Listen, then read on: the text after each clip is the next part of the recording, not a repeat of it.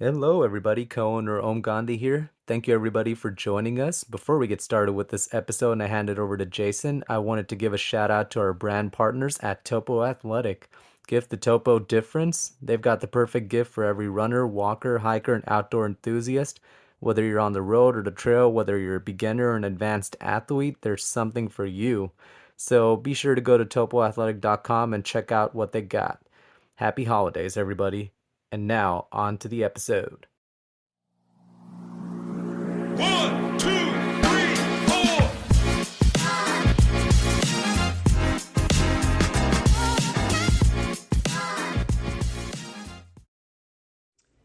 Hi, everybody. Thank you for joining us on our Tuesday fireside chat. My name is Jason Bahamundi. I am one of the co-owners.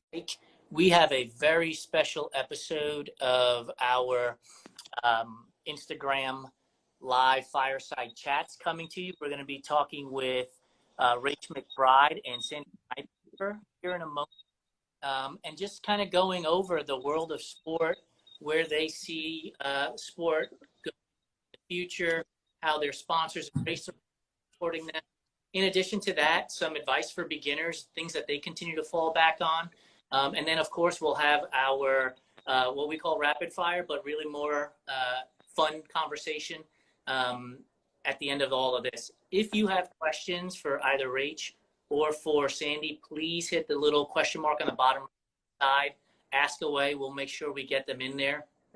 Om Gandhi, who is one of our co-owners, will be moderating this conversation for us, and we'll be able to get those questions out to Rach and Sandi as we go along. So Rach and Sandi, thank you very much for joining us. We really, really appreciate this. Oh, of course, glad to be here. Yeah, it's great to be here. So Rach, let's start with you. One of the questions I have written down is, how did you get started in sport, and what keeps you going in these sports?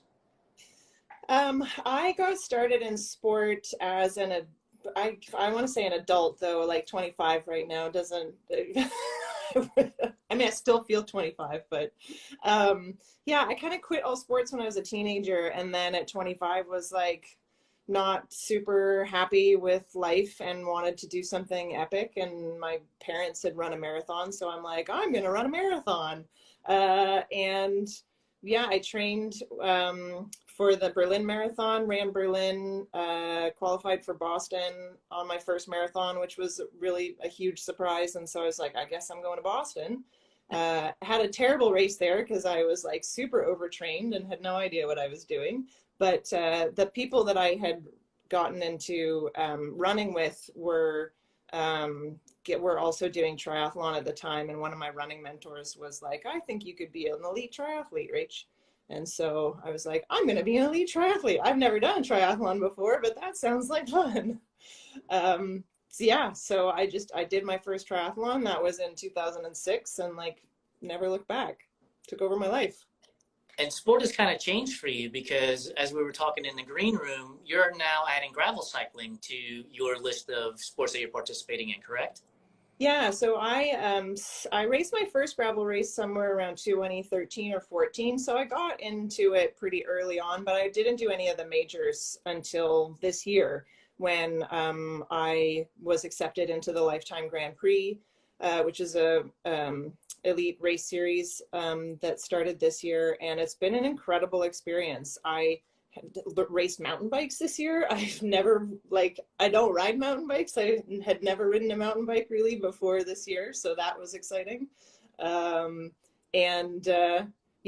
I've really kind of transitioned into like going from short course to then like half distance to then Ironman, and now I'm back doing shorter 70.3 races and all of this gravel stuff. It's awesome. It goes to the idea that, we're endurance athletes. We're not runners. We're not cyclists. We're not Ironman. We're endurance athletes. Sandi, give us a little history of how you got involved in this sports. I grew up playing soccer, basketball, a lot just with the neighborhood kids. That's what we did like all day long when we weren't in school. And then I played basketball up until my second year of college. And then it's kind of a weird story, but one day, like on summer vacation, I just, woke up late. My alarm didn't go off. I happened to turn on the radio instead of turning on my normal Blink 182 CD. And I heard these guys talking about this Arctic expedition in like Baffin Island. And they were looking for youth ambassadors to go with them. And the applications, I found out later, had already closed, but I applied anyway. So I applied to this youth trekking expedition, 10 days in Baffin Island, and I ended up getting accepted. And all the guides for this expedition were these crazy ultra runners who ran 100 plus miles. One guy, Ray Zahab, who's the founder, he ran across the entire Sahara Desert. And so as soon as I heard them telling their stories, I was completely hooked. And so then I came back to Ohio and I quit my college basketball team and I got into ultra running. And so from distance perspectives, how far are you racing these days? What's the distance?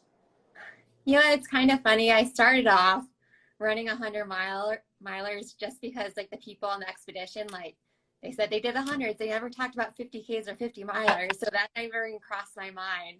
But then I later learned like, oh, I could actually run shorter than 100 miles. And so lately I really like the 50K and 50-mile distance. I'll definitely do 100 again, but maybe in a couple of years from now when I feel ready again. I literally just pressed the registration button on my first 100-miler in 4 years. It kind of just, life gets in the way and you do things. And then I was like, you know what, I really want to race UTMB. And so in order to do that, I've got to do all of these other races to get there. And so I finally pressed the button. So I'm sure you'll find your way back into the 100-mile distance as well. Yeah, exactly. But I think it's smart you took a break and if you don't really want it, it's not like, don't do it. Yeah. Well, that's a great segue. So let's, advice to beginners, because when I tell them, right, guys, if it doesn't light your heart on fire, don't do it. It's okay to not race in a particular distance or a particular event if it doesn't set your heart on fire. So Sandi, what advice do you give to beginners that you were taught and you still practice today and still lean on? Well, I'm all for your advice. That's, as a coach, that's something I always say to people, don't let others influence you. You have to think about what you really want to do and following on that trend. Even if whether you're a beginner or you're a serious athlete, I'm very big on keeping people happy and enjoying the process no matter what. And even changing your mindset to enjoy speed workouts or long runs, and even those slow, easy days, no matter what, not every day is going to be perfect, but you should be enjoying the process overall. And if you do that, you'll stay in the sport for a long time. I've been ultra running for, 12 years now, and I still love it probably even more than when I started it. It's really because in the past, mainly the past few years, I've really focused on joy more than anything else. That's awesome. And Rach, what about you? Yeah, I would say the same. It's, it's when I got into the sport, I always say, I can't believe that I found a job that doesn't feel like work, I love every single day. It doesn't mean that I am crazy happy and in the middle of every workout don't want to say why, what I was in the pool this morning. I was like, why am I doing this? When's this going to be over? But I love the process and I love racing. And it's something that, I just didn't realize this was even possible to feel this way. And so I really encourage folks to follow their heart, and especially in triathlon, there's this big push, everyone's Ironman, Ironman, Ironman. And Ironman's not really that big of a deal. You don't need to feel that is your goal, because it's hard to train for that. People have wrecked careers and marriages training for Ironman. I'm sure it's the same for training for 100-milers. It's a lot of time. And so the biggest key, I think, for beginners especially, is to have the consistency, just try and get some consistency in. And that's only going to happen if you actually enjoy what you are doing. And there are so many different options for endurance sport, so many different things that you can do, whether it's endurance, you don't even have to do all three sports. There's endurance swimming, there's like endurance ride, like bike cycling, like and to be honest, like now I have also changed my training to be, especially my cycling training is so much now on gravel roads and on the gravel bike because I love the gravel bike. After 11, 12 years on the TT bike, I'm like, I want something a little bit different. And the, you know, being on gravel roads is a lot safer than being on highways and things on the bike. So I've really changed my modalities of training as well. So does that mean that eventually you'll change and become one of us ultra runners as well? 50, 100-mile runs? Oh my goodness. I have dreams of like hallucinating in the woods on the trails. Like this is literally my dream. So I keep saying this. I don't know when it's going to happen. I have to make it happen because yeah, it is my dream to be like out in the middle of nowhere on the trails, totally suffering like hours and hours and hours in. I dream of it. Tell Rach what you're doing here this upcoming week. Oh, we can't hear you. I'm going to race the Moab 240 in a couple days.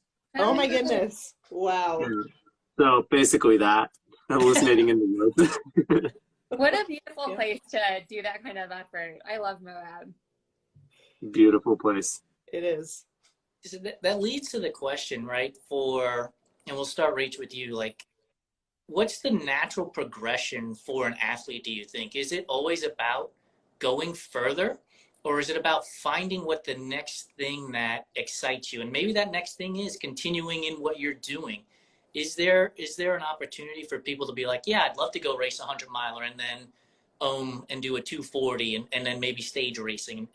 Is there a path for people, or is it just keep doing what you love?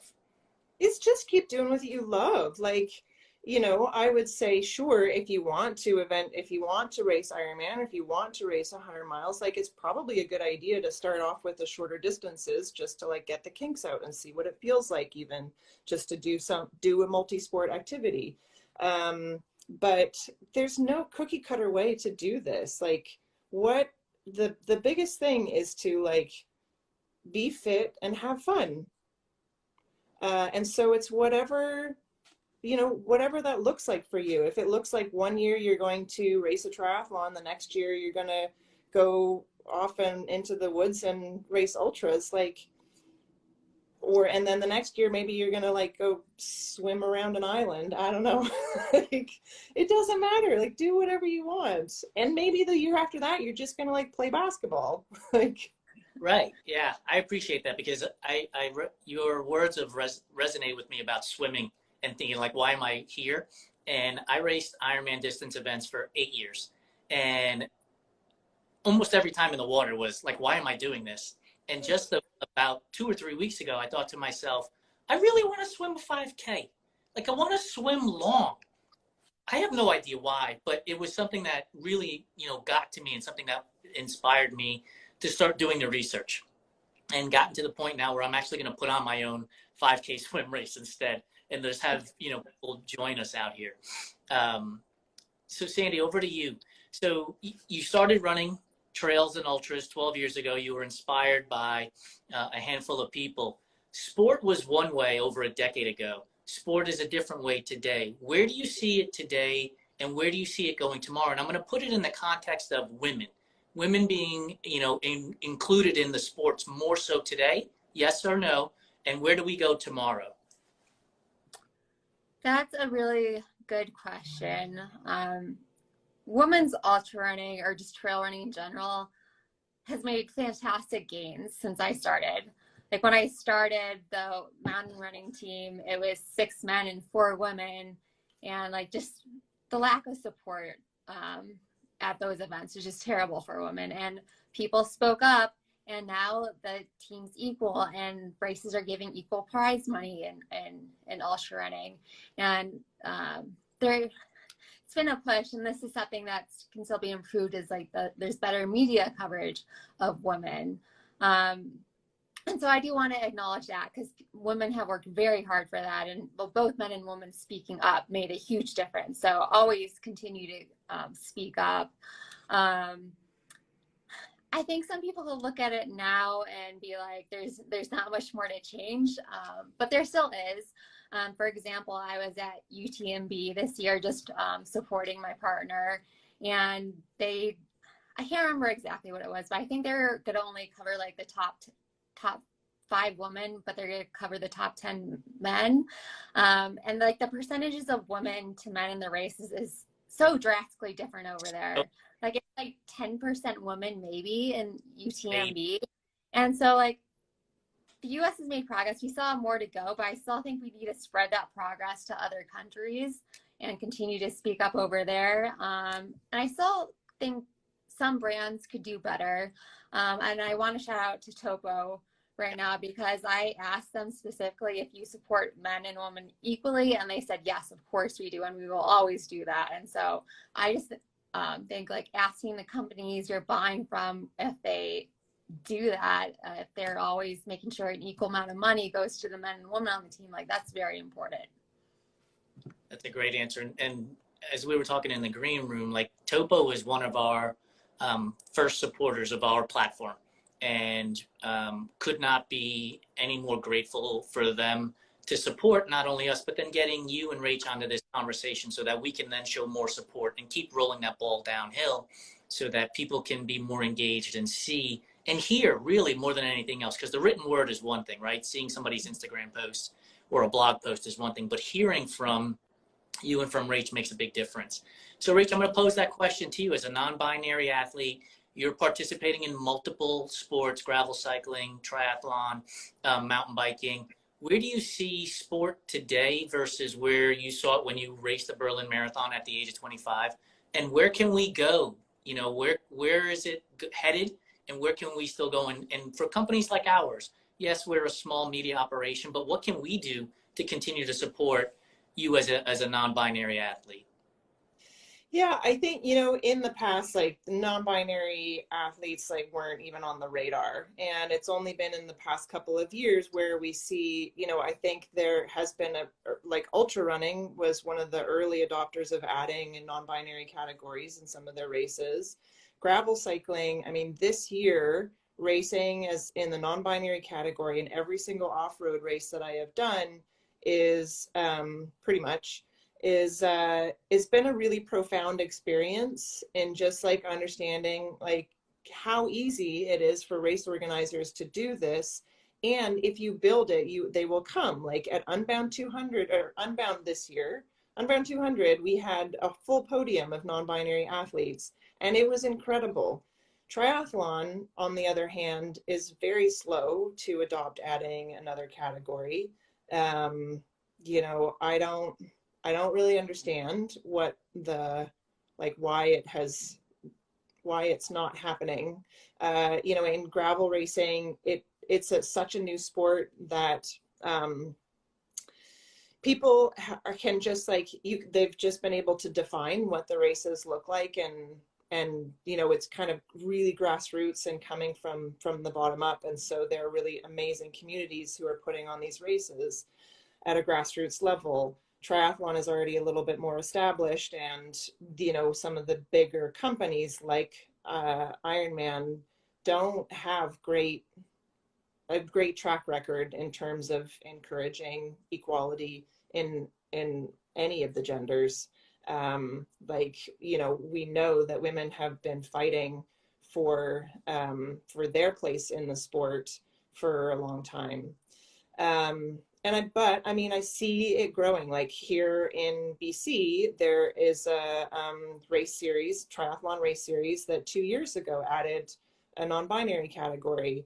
More and more it's happening. And I think what is super important is having, again, the companies supporting athletes. But I think what's really important is the media telling stories of athletes. I think even in the world of ultra running, like I'm not in the world of ultra running. However, when like it's kind of the creation of these superstars, these folks who are doing incredible things. I remember the first time someone told me about Courtney Dauwalter, and now all of a sudden I'm following ultra racing.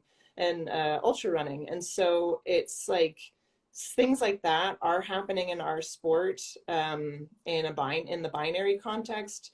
But that visibility is huge. And I know from the messages that I get whenever, from being out in the world of sport as a non-binary triathlete, like there are athletes out there. It is like if you build the space, non-binary athletes will come and fill it. And probably there are already non-binary athletes competing in these races in the binary.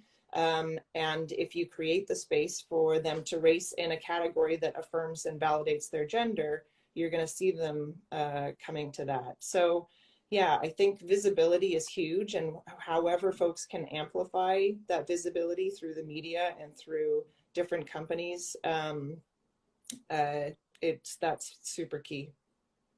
Awesome. So somebody did ask the question, and Rich, I want you to answer this, please. They said, "Pardon my ignorance, but what is non-binary?" So there's obviously that needs space, right? Yeah, that's a great idea. So non-binary. As a non-binary person, I don't identify within the binary gender. So I don't identify as a man or a woman. I identify as other, like in between, or all through of the spectrum. Non-binary folks have many, there are many different ways that people express themselves as non-binary folks, and identify in pronouns that they use. I use they, them pronouns. Not every non-binary person uses they, them pronouns. Yeah, so that's basically it. I just don't identify as within the gender binary. Appreciate it. Hey, for those of you who are joining us or have been watching us for a little while, if you have questions, if you put them in the little question mark area, just tap that so we can see them. Otherwise, as people are coming and going, that question could be missed. So please put them in there for Rach and for Sandi. Sandi, I'll pose this question to you now. So there's a lot of things that we're all dealing with in the world today, right? All of this stuff. And so how do you get away from all of this stuff? And it can't be, I'm going to go for a run in the woods for an hour or two. What do you do as like a side hobby to enjoy yourself? Oh, I think it's gonna seem lame to some people, but I love reading. That's really like my time to chill. And honestly, like I love camping, and I love like just that time, just like to stare and look at the mountains, and that's always very rejuvenating to me. I wish I did it more this summer, and still need to make more time for it. That's always a struggle to just slow down and just like appreciate living in Colorado and all the great views, and taking more time to read. But yeah, those are kind of my go-to things. And I like trying different sports too, skiing and like rollerblading, and I need to get a mountain bike again.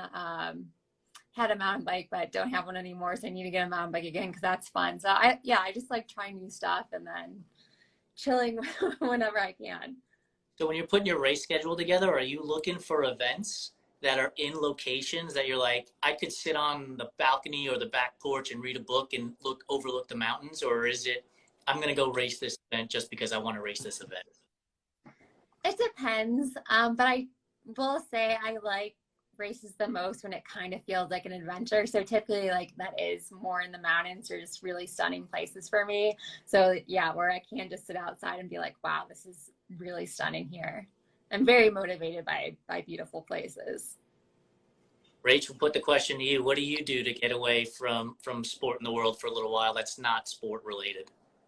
Yeah, I tend to nurture my friendships outside of sport. I train alone a lot, or maybe I have a training partner that I swim with often, but otherwise, like, I train on my own quite a bit. And so otherwise I'm like, yeah, hanging out with friends, or the cat that I live with right now is a really awesome new friend that I have. And watching shows. I wish I could say reading, but I don't read. I would love to read more, but yeah, usually it's Netflix. There you go. What are you watching on Netflix right now? Right now on Netflix, I am watching Pretty Hard Cases, What is which that? I don't know. It's a Canadian show. Okay, I think it's a Canadian show. I don't know if it's on US Netflix. gotcha. Sandy, are you? It's like a comedy crime thing.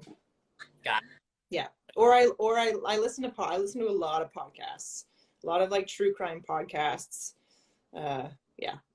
that genre in and of itself has exploded since the Oh yeah. whole one that came out years ago, Adnan Syed, and now he's, new court case, I believe, and so I'm sure they're going to continue to build on those. Sandy, are you a Netflix user?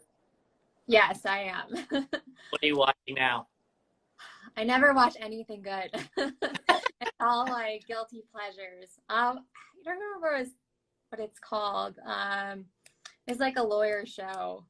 Oh, it's Making Partner or something. Yes, It's I not. just watched that myself. Okay, nice.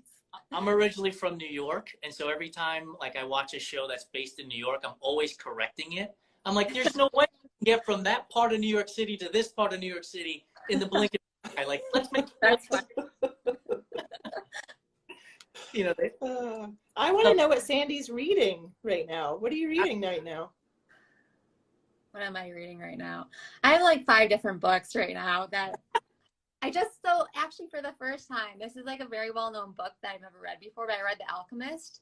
I just finished that, and that was pretty good. But Rach, I wanted to say I liked your animal answer, because that's always, I should have said that. Like I don't have any animals, but I have a lot of, like, I know a lot of people have animals, so I just kind of like hang out with those people. One of my friends, she has a farm a little bit away from me, and she got a baby miniature donkey, and it is the cutest thing in the entire world. Oh my goodness. It's a miniature donkey, but then it's also still a baby, and it's just like this little cute cuddly thing. And so I think I'm just gonna like exchange farm work just to hang out with their animals whenever I want. That's awesome. that is fantastic. So, so Sandy, you're an ultra runner, and you talked about UTMB, and when it comes to the hierarchy of races, prestige-wise, UTMB is at the top. Western States is probably there as well. Is there an event that you haven't done that you really, really want to participate in? I get asked this question a lot. I'm never really good at it. There's nothing that really. Oh, actually, I do have an answer. I would love to do Hard Rock one day. I only live like a couple hours away now from Hard Rock, but it's really hard to get into, and like I have to do like 100 just to get into it. Yep. But if you've never been to the San Juan Mountains, like it's really in my opinion, it's the most beautiful mountain range in the entire United States, at least. So yeah, I would like to do that one day. It is gorgeous. I had the pleasure of pacing Ouray a couple of years ago, the Ouray 100, which is like just hard for heart's sake, not for nothing, right? Mm-hmm. It is really, really hard, but it gave me an appreciation for the athletes that are participating in Hard Rock and what they go through to get to that finish line. So Rach, for you, is there an event that you have not participated in that you're like, I really would love to do that one day? Yeah, I'm really intrigued by the extreme triathlons. So like Norseman, Swissman, Patagonman, those races like over in Europe and South America. Those are seriously on my bucket list. And, right now at this point in my career, I am really choosing like locations and courses that are interesting to me. I'm not really focusing on, well, aside from some of the PTO races that are happening, I'm choosing, based on like places I want to go and things I want to see, like races I haven't done yet. So, yeah, the Norseman is definitely on the top of my bucket list right now. So you guys have sponsors. How does it work from the sponsorship level? Like, are companies asking you, please look into this, or are they telling you, hey, this is a race that we need you to do to represent our brand? Rachel, we'll start with you. Yeah, I mean, I have gotten just a lot of incredible support from sponsors. I haven't had, sponsors don't really dictate what races I need to do. I think I'm really lucky in that from what I have heard from other pro triathletes. And so, especially Topo, I've been with them for several years now, and I think I was the first athlete that they sponsored, and it's just the support, especially when, as I came out as non-binary as well, has just been really incredible. Of just, there was no negativity whatsoever. It was all just, Rach, we just want you to be who you are and your authentic self. And it's been an incredible experience. And I feel so supported by the companies that I work with. Sandy, how about you? Are you picking and choosing races on your own and saying, here's where I'll be? Or are there, hey, we might want you to be at this event? So I definitely have a similar answer where I do have a lot of flexibility, and that's really important to me. I'm somebody who doesn't like sponsors telling me what to do, and so that freedom is extremely important. But similar to triathlons, like ultra running, there are a lot of companies who want people to do certain races, especially like Western states and UTMB. Like those are being pushed hard from a lot of sponsors right now. So just because like I'm saying I'm not pushed, it doesn't mean that other athletes aren't pushing races. What was your reaction when you found out that WTC/Ironman was getting involved with UTMB and the ultra trail running situation? Oh, I'd be interested to hear your opinion too, since you do both. I think when I first hear about new things being introduced, I try to be very open. And so I'm kind of like, let's see how it goes. Let's see what happens. And to an extent, I'm still that way. I think we're starting to see both good and bad come out of it. Like now it's extremely expensive and hard to get into UTMB. Like you have to be like a wealthy ultra runner to get into it now. And traditionally, like ultra running was just like put on a pair of shoes and go run on trails. And it was a very, not to say like it still wasn't a couple $100s to get into races, but like it was relatively cheaper than getting into UTMB and stuff now. So yeah, I still think kind of see how it goes, but I will acknowledge when things might not be doing or being, how do I want to say it? Things might not be great for the sport, or acknowledge that like it can affect certain people in certain ways. But yeah, I would love to get your perspective. Mixed. It was really mixed, because having raced Ironman for 8 to 10 years and then getting into ultra running for the last 8 to 10 years, I've seen both sides of it. And you know what you're getting at an Ironman event. It's very cut and dry. Here's how these things are going to take place. And that's somewhat reassuring and comforting for athletes to know this is how it's going to progress. The other part of it is the grassroots component of it all, similar to gravel cycling and mountain biking, feels like it's getting taken away. Yeah. So when I wanted to race and find a UTMB qualifier, a year ago, I could go race Black Canyon here in Arizona. And so I went to the race website and I was like, but this doesn't make sense. There's 3 events in North America now that you can race to be a part of UTMB points.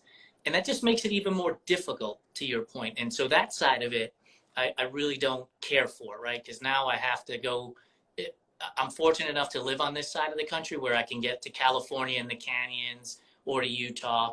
But if you live in New York or Maine, what are you supposed to do at that point, right? How do you get anywhere for that?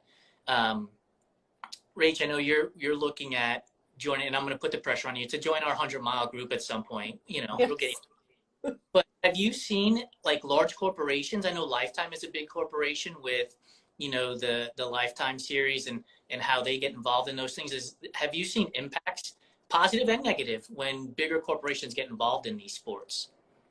Yeah, I mean, I think anything that's going to decrease the accessibility of races is like super negative and like very contrary to like the what is happening in the world right now.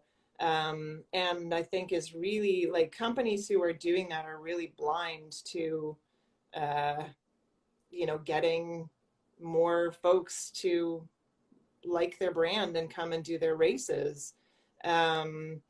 With Lifetime, I mean, Lifetime is actually, my experience has been that they are doing an incredible job of and are making a huge effort in terms of inclusion and of like people of color, of people of different genders, of folks who may not have the financial means to get into the races. Like, there is a lot of support, and Lifetime reached out to me, like specifically, like they sent me a message and said, we would love for you to come and race at our race, like Big Sugar last year. And as well as like so many other non-binary athletes, like they are really actively participating in trying to make the sport more inclusive.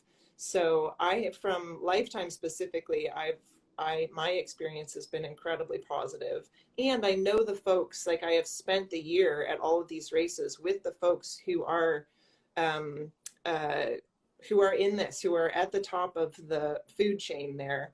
And they are incredible humans. And I think those relationships really matter. And so now I am like a Lifetime super fan, to be honest. Like, I am sold. Like, I will go to any one of their races and race because of the work that they have been doing. Yeah, I teach marketing at the college level, and that is literally marketing right there, right? Reaching out, shaking hands, welcoming, listening to your audience, and saying, okay, here's what we're going to do to make it better for everybody in a way. I thought I saw a question from the audience. Yeah, and it looks like it's a question for both Sandy and Rach. So it's from Jack A. Brady. At amateur, just for fun level and endurance events, I found a supportive atmosphere between all the competitors feels so special and consistent. Is that similar at the professional level races too? Rachel, put that in your hand, in your arm. Yeah, I mean, my experience, when I first started triathlon, I was a really competitive person. And well, I mean, I'm still a very competitive person, but I was coming into it in this place of my competitors are my enemies. Like, I can't talk to them, or I can't be friendly because that's going to show weakness and blah, blah, blah. And then one fellow pro in particular was just like super friendly and really welcoming. And I was like, oh, this is like a lot more fun if I'm actually racing against my friends versus like enemies. And so my experience has been that the majority of the pro community are really supportive of each other. Of course, like, we're individual athletes, like we are not team players. We are all super competitive. And so there is that element. And I think there's that element, and I've heard this in other sports as well, that like when you're on the playing field, like it's a different story versus like off the playing field. It's not that you're going to be like mean to each other, but it's just a little bit more serious and focused and cutthroat versus like off the field. It's very supportive. Sandy, your experience? Okay, so I kind of got the question, but my phone like froze for like 2 seconds during the question, and so I'm not 100% positive what it is. Yeah, so it was at amateur, just for fun level and endurance events, I found a supportive atmosphere between all the competitors feels so special and consistent. Is that similar at the professional level races too? Okay, so I heard Rach talk about used to being like super competitive and like against everybody, and then becoming friends and like realizing like we're kind of like all in this together and like we make each other better. So I 100% agree with that. And that was like an attitude shift I had to have. Like, the reason why I push myself so hard is because all these other women are lifting me up, and like I couldn't be where I'm at without anybody else. And so but I think you have to have that mindset going into it, or else you're not going to experience it. Like, I do think there's still people out there. And I've heard this in interviews where it's like, it's me against everyone else. And, if that works for some people, great. But for me, like, I actually ran a lot worse when I had that type of mindset. I just think like I got too stressed out. And so, yeah, pretty much what Rach said. I think in trail running, in trail running, you can run next to each other. Rach, like when you're swimming and cycling, right, you can't draft unless it's draft legal. So the opportunity to sort of have a conversation and partner together really doesn't happen until the last components of the race. So does that kind of change the dynamic as well? Yeah, I mean, I feel like, especially with the longer endurance races like Ironman, iron distance racing, you're mostly on your own. Like, there's not a lot of running together. If I pass by fellow athletes or if they pass me, I will always say something like good job or nice work, or whatever, something supportive. But there's not a whole lot of conversation going on. And I think like I go into these races too with the mindset of, especially for iron distance racing, it's really like, it's what I can do on the day and where I stack up between everybody else. Like where has my training put me? There's like not as much strategy and things like that. There can be at some of the larger races, but really it's just like, let's see where I stack up against everybody else. And so it does feel like I have felt myself, especially in the last couple of years, with this transition of, being like pissed off that somebody is like faster than I am, to really celebrating them and being like, wow, like this, look at what this person has done and how this person is like elevating the level of competition. They are so fast. That's awesome. Do you think that the competitiveness is different also in female or for non-binary athletes versus male athletes, where men are like, I just have to beat this person. Like, I don't care. Maybe we'll have a beer afterwards. Maybe we won't, but I have to just beat them. Whereas, for female and maybe for non-binary, you'll have to educate us. It's a different thing in that scenario where maybe it's not as competitive and you're looking to help each other. I mean, I think in like professional female racing, what I am doing, like it's really competitive. There are moments where people have helped each other out, but those are like pretty few and far between.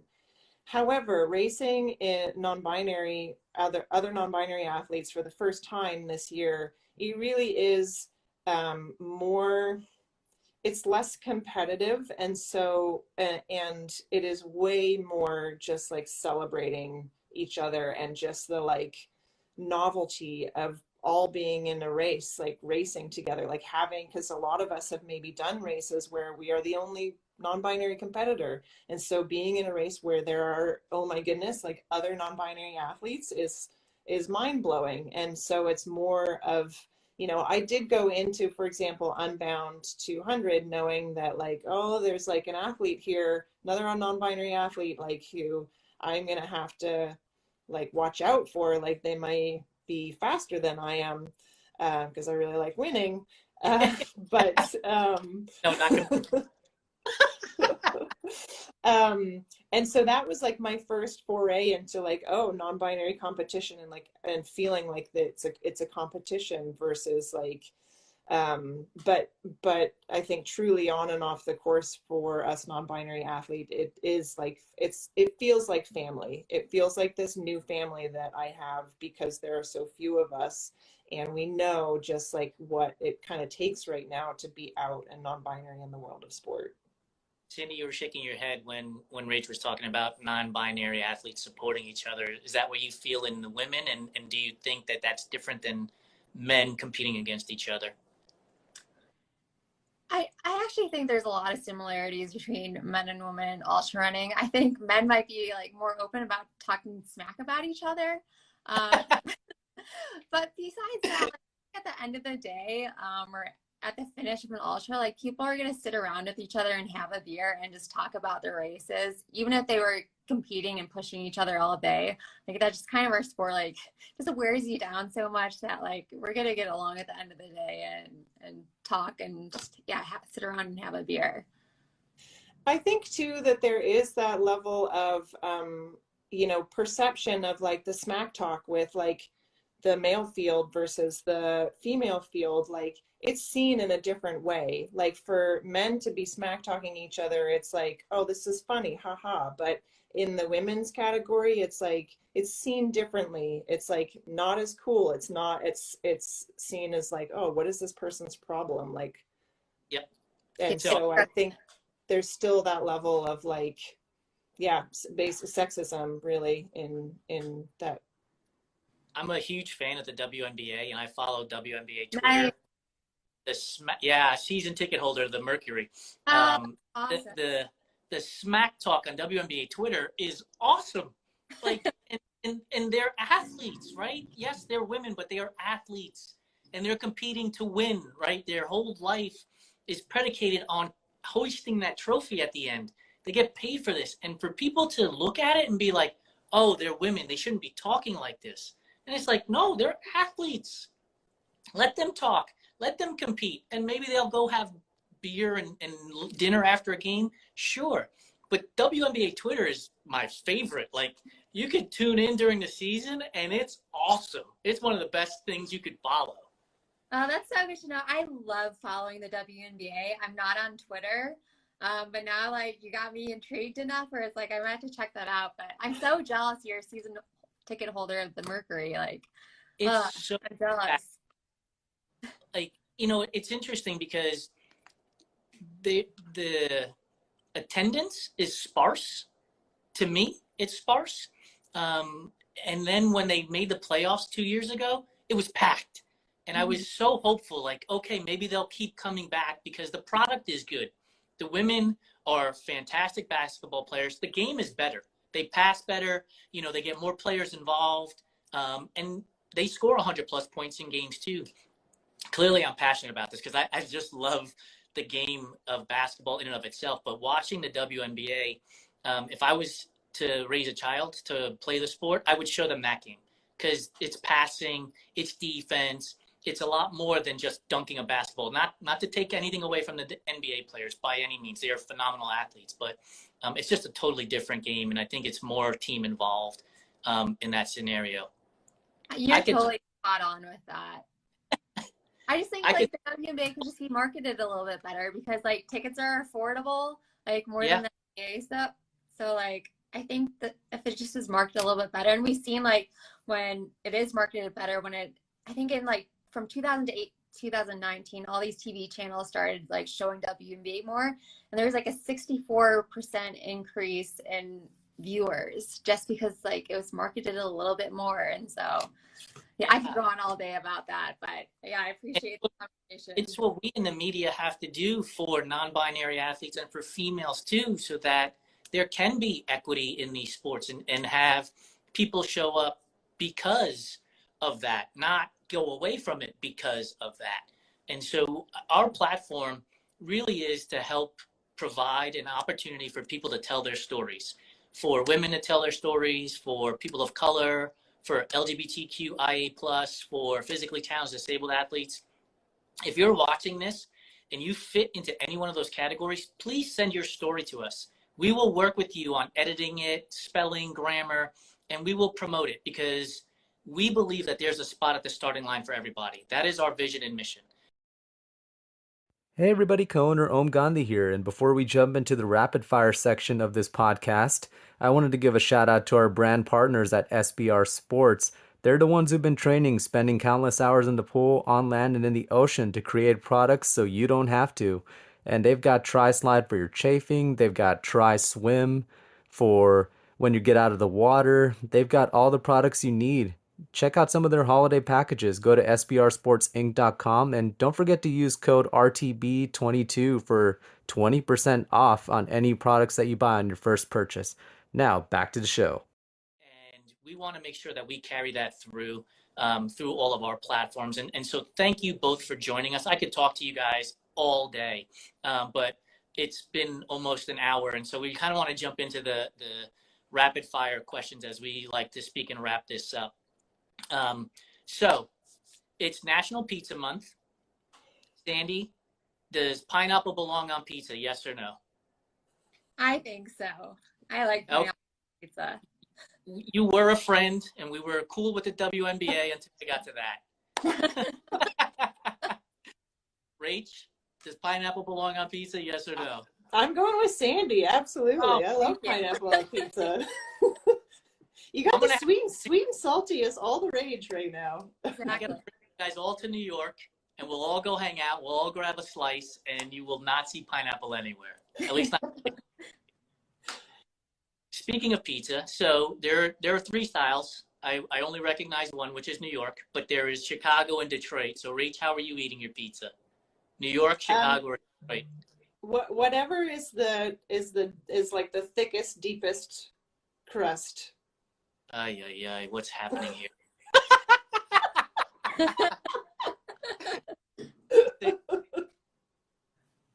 Which way are you going?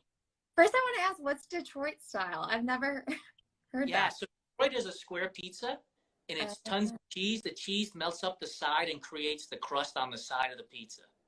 Okay, I agree with you on this. I'd go with New York style and crust. Candy corn, is it a real candy, or is it just really earwax in the shape of a traffic cone? Oh man, I love candy corn so much. It's probably my second favorite candy in the world. I love it. Sandy? A mix? I don't know, just pure sugar to me. Start taking on trail runs. If it's your second favorite, what's your first favorite, Rach? Like the Swedish berries or Swedish fish. Yeah. Like or like jujubes, anything with that kind of like chewy consistency. So chocolate isn't even in the conversation for you?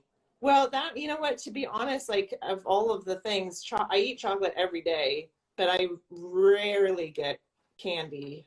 Like rarely, very, very rarely. Halloween, that's pretty much it when I get candy. Sandy, what's your favorite candy? I'm actually pretty similar, where it's like I don't just go out and buy candy. I will sometimes have chocolate. Actually, I haven't got these in a long time, but Whole Foods makes gummy bears, like vegan gummy bears, and those are pretty good. Yeah.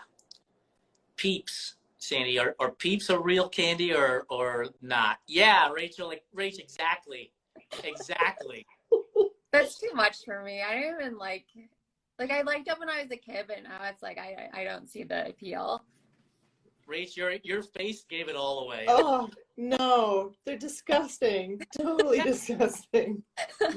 This is the 26th episode of these fireside chats, and I've heard more people say yes to Peeps than not, and then even worse, they're like, let them go stale.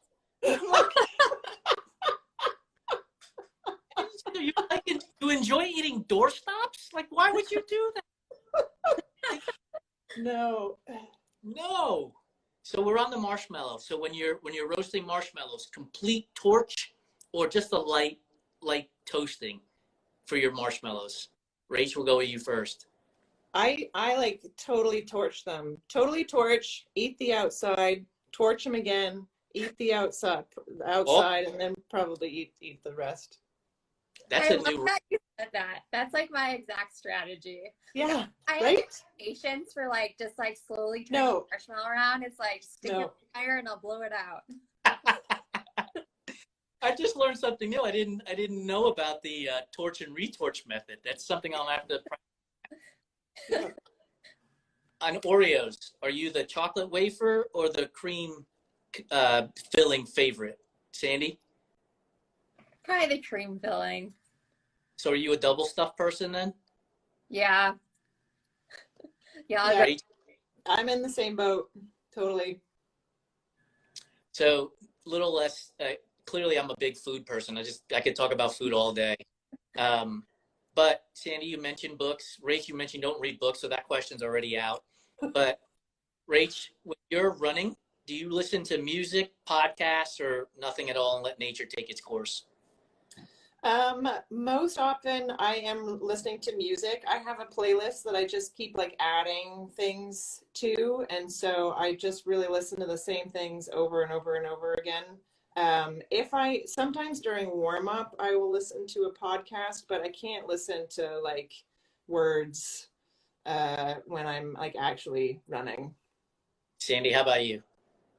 I very, very rarely listen to music as I'm running. Like I'll listen to it before, although I am thinking about experimenting with it, just to see if it like gives you a boost like during a long run. So I am open to it. I just like I do like silence and like nature around me. Like I don't think I'd ever do it on a trail run, but maybe on road runs and speed workouts, maybe I'll test it out. So favorite genre of music then would be? Modern or like alternative rock, probably. I like hip hop and stuff too, but if you ask me my favorite, it's probably modern rock. And Rach, for you? Oh man, I mean, my playlist is like very eclectic. I feel like it's got anything from like Britney Spears to like weird electronic music to like Nine Inch Nails. Yeah, it's all over the place. That's awesome. Anything with a good beat. I love dancing, and so anything like with a good beat, I'm pretty much into. Fantastic. Okay, this will be our last one. Wrap it up here. Favorite movie? Rach? Oh, oh goodness. I'm a big movie fan. So it's really hard to narrow it down.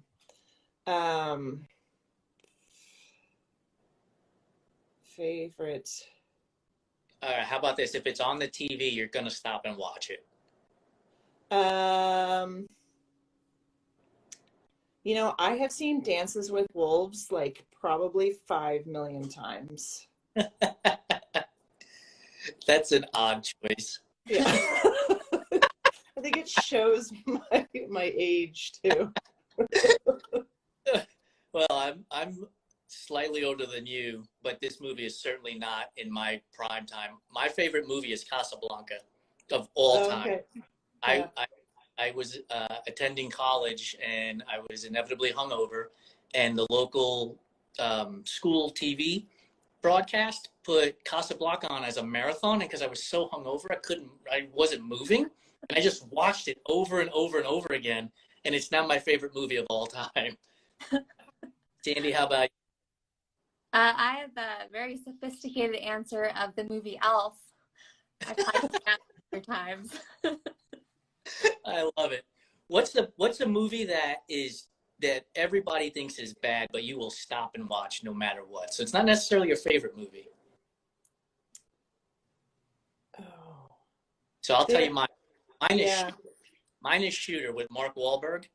Like, it is not a good movie at all, but TBS plays it constantly, and I will watch it from beginning to end every single time. This is a hard question.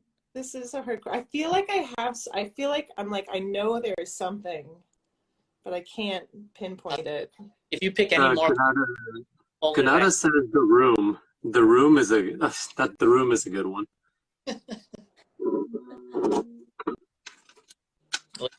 We'll have to comment when we post the video.